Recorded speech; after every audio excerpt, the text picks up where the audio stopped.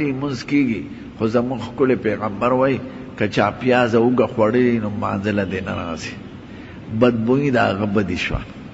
او احادیثو نه معلومیږي چې دا ملایکې قرآن شریف نشي ویلی، نو چې سړی مانځه ته ولاړی که نه نو دا ملایکې راځي راځي د خولې ته رانږدې کېږي، حتی که چې په خولې وله خوله کېدي نو که د ده د خولې نه څخه بوی ځي نو ملایکې د بدبویۍ نه سخت نفرت کوي. د نسواري سړي د خولې نه او د سګریټي سړي د خولې نه ګنده بوی ځي، او پیاز چې چا خوړلي یا اوږه خوړلي نو د هغه د خولې نه څخه بوی ځي، نو ملایکې ترې نفرت کوي.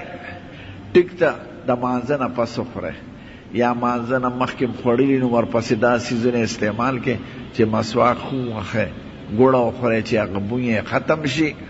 څخه بوی د خولې نه دا د شریعت نه دی خوښ.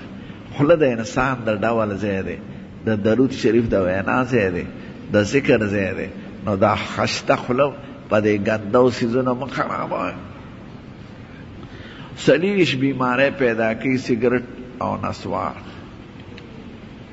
اوس په خپله وایي انګریزان وایي په جز کې وایي سګرټ مه لګوئ، هلکه زناوره مو خو درته مخکې نه وایي چې مه لګوئ.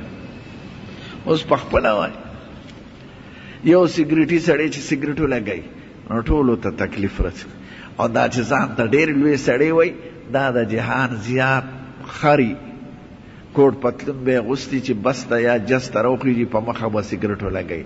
دا به نه وایي چې دې کې داسې خلک به چې هغوی ته به تکلیف وي. دا د انګریزانو تعلیم کې د بل مسلمان لحاظ نشته، د خرو تعلیم دی.